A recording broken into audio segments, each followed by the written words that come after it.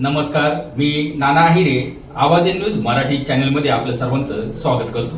बघूया आजची ठळक बातमी. 3024 पेक्षा पुढे आम्हाला भाव त्या ठिकाणी पाहिजे अशी आमच्या शेतकऱ्याची मागणी आहे. मग हे जे नाफेड खरेदी करत ते कुठेतरी डोंगराच्या आड बाजूला जाऊन काही व्यापाऱ्यांकडनं प्रायव्हेट लोकांकडनं कांदा खरेदी करतं का नाही करत. जेव्हा भाव असतो 5 रुपये, जेव्हा भाव असतात 6 रुपये त्यावेळेस खरेदी करतात आणि नाफेडला विकतात. कधी कॉन्ट्रॅक्टरचे कोणी लोक असतात भाव वाढल्यानंतर तिला नाफेडला विकणार 15 रुपये 80 पैशाला, पण शेतकऱ्याला त्यातून काय मिळणार का. तर आमची मागणी आहे, हे जे बगलबच्चे कोण आहेत माहितीये का, हे सत्ताधाऱ्यांचे कार्यकर्ते, त्यांना त्यांनी कॉन्ट्रॅक्ट दिलेले आहेत, त्यातून हे पोट भरतायत, घर भरतायत, पण आमच्या शेतकऱ्याचं घर भरताय का. मला उत्तर कुणीतरी दिलं पाहिजे, म्हणून हे सर्व नेते या ठिकाणी आलेले आहेत. आणि आमची मागणी आहे, नाफेडली काय कुठेतरी आडबाजूला खरेदी करण्यापेक्षा कुठे खरेदी करायचं, मार्केट कमिटीमध्ये खरेदी केल्यानंतर काय होतं, स्पर्धा निर्माण होते आणि स्पर्धा निर्माण झाल्यामुळे आमच्या शेतकऱ्याला भाव मिळतो आणि तीच आमच्या सगळ्यांची अपेक्षा आहे. आणि नाफेड म्हणते 2 लाख टन घेणार. 2 लाख टनात काय होणार आहे का. अहो इथंच एक दिवसाला 2 लाख टन गोळा होते. तर आमच्या सगळ्यांची मागणी 8 ते 10 लाख टन कांदा त्या ठिकाणी घेतला पाहिजे. आणि 8 ते 10 लाख टन कांदा घेतला तो कांदा हा भारतात विकायचा नाही.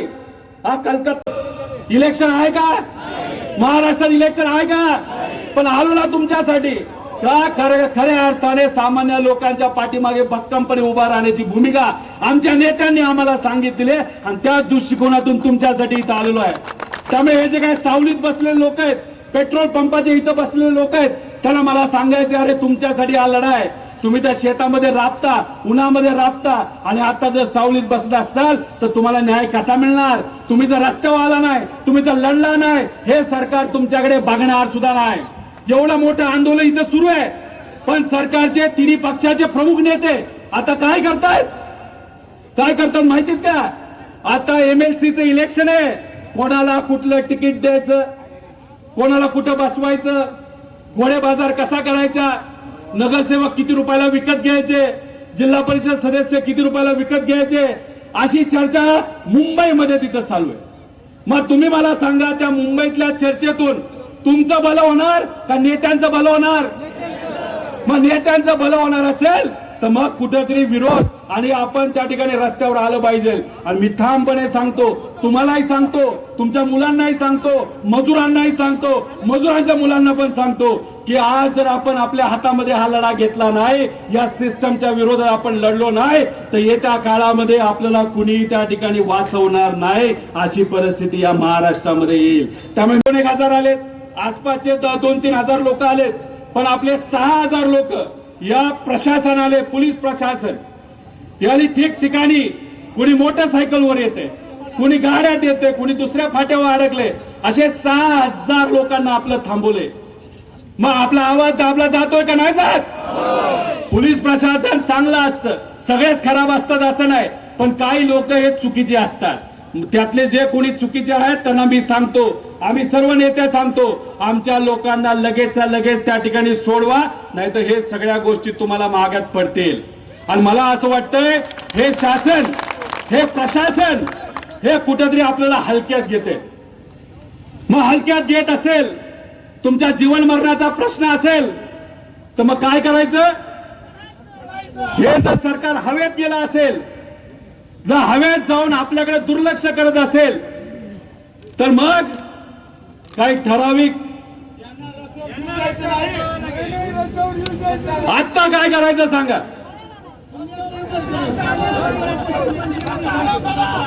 हे म्हणतायत तिथं काय बसेस आहेत ज्या इथं थांबल्यात, काही ट्रक थांबलेत पुढच्या बाजूला, यांचं म्हणणं आहे त्याची हवा काढा. तुमचं काय म्हणणं आहे, काय म्हणणं आहे तुमचं. आम्ही काहीच म्हणणार नाही, तुम्ही जे म्हणाल आम्ही त्या पद्धतीने त्या ठिकाणी करतो. तुमचं काय म्हणणं आहे, मग जायचं का तिकडं. मग जर त्यांनी जेलमध्ये टाकलं, गाडीमध्ये आम्हाला टाकलं, तुम्हाला टाकलं तर काय करायचं. मग ठरलं का? मग आम्ही जेलमध्ये जायला तयार आहे. आम्ही काय कोणाला घाबरत नाही का? आम्ही मराठी माणसं आहोत, आम्ही महाराष्ट्रातली माणसं आहोत, आम्ही दिल्ली सोबत झुकत नाही. अहो हे इतके दीडशाणी लोक आहेत. अहो अजितदादांना न्याय देण्यासाठी सुद्धा त्यांनी मदत नाही केली. आम्हाला सर्वांना तिथं पळावं लागलं, इकडे जावं लागलं, तिकडे जावं लागलं. काँग्रेसच्या माध्यमातून कर्नाटकामध्ये 0 FIR करून कुठेतरी दादांना न्याय देण्याचा प्रयत्न आम्ही तिथं केला. त्यासाठी काँग्रेसचे आम्ही आभार व्यक्त करतो. पण मग दादांना न्याय देणं या महाराष्ट्रामध्ये अवघड असेल तर मला तुम्ही सांगा, तुमच्यासारख्या सामान्य लोकांना न्याय या महाराष्ट्रामध्ये मिळेल का नाही? मग जर नाही मिळणार नसेल तर मग कुठेतरी आपल्याला सुद्धा काही गोष्टी हातामध्ये घ्याव्या लागतील. आज आमचे शेतकरी, या महाराष्ट्राचे स्वाभिमानी शेतकरी काय करतायत? डिझेल घेऊन काळा बाजार करतायत. अहो जो नेता मोडला महाजन साहेब, तुम्हाला कदाचित या जिल्ह्याचे पालकमंत्री समजत असाल, पण तुम्ही किती काळा बाजार केलाय हे पुढच्या काही दिवसामध्ये मीच त्या ठिकाणी, आम्ही सर्वजण मिळून त्या ठिकाणी बाहेर काढणार आहोत. त्यामुळे याद राखा, आमच्या शेतकऱ्याला, सर्वसामान्य लोकांवर जर तुम्ही अन्याय केला आणि त्यांना जर अशा लेवलला जाऊन, खालच्या लेवलला जाऊन तर तुम्ही काय केलं, बोललं, तर तुम्हाला या महाराष्ट्रामध्ये, स्वाभिमानी महाराष्ट्रामध्ये, शिवशाहू फुले आंबेडकरांच्या महाराष्ट्रामध्ये फिरणं सुद्धा अवघड होईल. ही गोष्ट त्या ठिकाणी याद ठेवली पाहिजे. त्यामुळे आदेश दिला, सामान्य लोकांनी आदेश दिला, तर आम्ही लोकप्रतिनिधी आहोत, आम्हाला तो आदेश ऐकावाच लागतो. मी या नेत्यांना विचारतो, काय करायचं आता? बरं, आपण आपल्यानंतर म्हणजे शशिकांत शिंदे साहेब आहेत, दानवे साहेब आहेत, सपकाळ साहेब आहेत. जोरात बोला, ऊन लागलं की नाही अजून? अरे मोदी सरकारवर, अरे केंद्रावर, अमित शहावर, फडणवीसावर, अरे कांदा लेके, अरे धंदा लेके, अरे जोर से बोलो, अरे जोर से बोलो. जास्त बोलत नाही, सगळ्या भूमिका मांडली. आजपर्यंत हमने सुना था नमक हराम, मगर मोदी जो है वो कांदा हराम निकल गया. काय म्हणाला की मी कांदा खाल्लाय, मी तुमचा कांदा खाल्लाय, मी तुमच्याशी बेईमानी करणार नाही.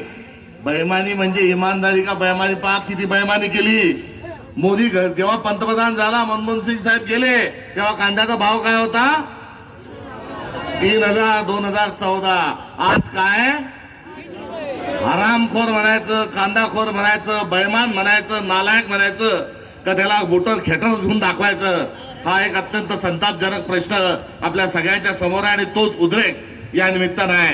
3000 भाव असा कसा देत नाही, ही भूमिका घेऊन आपल्याला जायचंय. आणि ही भूमिका घेऊन जात असताना त्यावर सगळंच बोलले. आणि जो घेतला जाणार आहे कांदा, हाही व्यापाराचा घेतला जाणार आहे. चीज भी मेरी, पट भी मेरी, आंटी मेरे बाप की, असा हे नालायक जे सरकार आहे, ते फडणवीस जे आहेत तेही काय म्हणाले 2400 रुपये देऊ. हा पण असा गद्दार माणूस आहे की 2400 वरून उलटी उडी मारली आणि 1200चा बोलतोय. 1200 मध्ये राईस प्लेट जेवढे येतील तेवढे 2-3 खा आणि पळून जा. त्यामुळे यांच्या बोलण्यावर कुठे विश्वास नाही. अत्यंत खोटारडा असा महाराष्ट्राचा मुख्यमंत्री आहे. काय म्हणाला पहिले, जोपर्यंत वेगळा विदर्भ होणार नाही तोपर्यंत मी लग्न करणार नाही. लग्न झालं का नाही झालं या बाबाचं? अरे जो विदर्भाच्या मतदारसंघातल्या त्याच्यावर निवडून येतो त्या लोकांशी खोटं बोलतो, तो या महाराष्ट्राशी आणि भारताशी, जगाशी खोटं बोलल्याशिवाय राहणार नाही, एवढंच सांगतो. मात्र हा जो भाव पडलेला आहे, या पडलेल्या भावाला मोदी आणि फडणवीस जबाबदार आहेच आहे. मात्र यावर आपल्याला ही लढाई थांबून चालणार नाही, कारण आंतरराष्ट्रीय स्तरावर कांद्याचा भाव ठरत असतो. बांगलादेशाने कांदा बांगलादेश द्या म्हणत होता, मोदीने एकदम झटक्यात खटक्यात पाडला. आणि खटका पाडला, बटन जसं बंद करतो, स्विच जसा बंद करतो तसा बंद केला. ती शेख हसीना बाई जी होती पंतप्रधान, ती खुशामता करायला लागली, गयावया करायला लागली. मात्र या बाबांना ऐकलं नाही. बांगलादेशानं काय केलं, भारत आपल्याला अडचणीत आणतो म्हणून त्यांनी इतर ठिकाणून कांदा घेतला. श्रीलंकेने तेच केलं, इराणने तेच केलं. हा भांडकुदळ मोदी जो आहे, हा सर्व आपल्या शेजाऱ्या पाजाऱ्याशी आणि जगातल्या सर्व लोकांची यानं खाजून घेतलेलं आहे, भांडणं घेतलेलं आहे. हा जोपर्यंत दलिंदर पंतप्रधान पदाच्या खुर्चीवर आहे तोपर्यंत भारताचा कांदा कोणी आयात करायला तयार नाही. बरोबर सांगतो का चूक सांगतो? जो भी कहेंगे सच के सिवा कुछ नाही कहेंगे. आपण हे बांगलादेशात चाललं. अरे मूर्खा असं म्हणणं योग्य नाही, मात्र दुसरा शब्द नाही. अरे मोदी मूर्खा, तू सांग ना की डिझेल पाहिजे असेल तर कांदा घ्यायला लागल, एक के साथ एक, तर आम्ही तुम्हाला डिझेल देऊ. मात्र इथे सांगायची हिंमत नाही. आंतरराष्ट्रीय सगळ्यांशी हा भांडला, आपला कांदा कोणी घ्यायला तयार नाही. याचं सोल्युशन काय, याचं औषध काय? ये सरदार निकम्मी है, ये सरकार बदलनी है. तर मोदी घरी गेल्याशिवाय चांगलं होणार नाही. आणि नरेंद्र जो आहे हा सिलेंडर आहे. नरेंद्र जो आहे तो दलिंदरी आहे, सिलेंडरी आहे. एप्स्टीन फाईल नावाची एक फाईल आहे. तो एप्स्टीनचं एक बेट आहे. त्या बेटावर लहान लहान मुलींचं शोषण केलं जातं, माणसाचं मटण खाल्लं जातं, वाढलं जातं. अशा या बेटात हा गेला होता का? आणि हा तिथे जाऊन कोणता डान्स केला आणि यानं काय काय कांड केलं की आज हा ट्रम्पचा ऐकतो आणि सगळ्यांचा ऐकतो आणि भारताचा माणसाचं ऐकत नाही. एवढाच माफक एक प्रश्न जो आहे, कारण आपल्या देशाचा पंतप्रधान हा घाबरलेला आहे. यानं काहीतरी असं काळं केलेलं आहे की हा डोळ्यात डोळे घालून पाहू शकत नाही, संसदेच्या डोळ्यात डोळे घालून पाहू शकत नाही, नागरिकांच्या डोळ्यात डोळे घालून पाहू शकत नाही, जगातल्या कोणत्याही माणसाची डोळ्यात डोळे घालून पाहू शकत नाही. त्यामुळे एक सिलेंडर पंतप्रधान याच्या माध्यमातून आपलं काही चांगलं होऊ शकत नाही. त्यामुळे कांद्याचा भाव आहे हा या सरकारच्या नाकर्तेपणाचं लक्षण आहे. एवढंच या धरण्याच्या आंदोलनाच्या निमित्तानं सांगतो. आणि मग तुम्ही उन्हामध्ये शेतकऱ्यांनी किती तास बसा, तुमच्याकडे आम्ही बघणार नाही, हा संदेश त्यांनी दिलेला आहे. आमच्या गाड्या अडवल्या गेल्या, पोलीस प्रशासनाचा वापर केला जातो, बळाचा वापर केला जातो आणि तुमचा आवाज अडकण्याचा प्रयत्न केला जातो. याचा निषेध करण्यासाठी आम्ही इथं उतरलेलो आहोत. गेले काही दिवसापासून सर्व चॅनलवर शेतकऱ्यांची व्यथा मांडली जाते.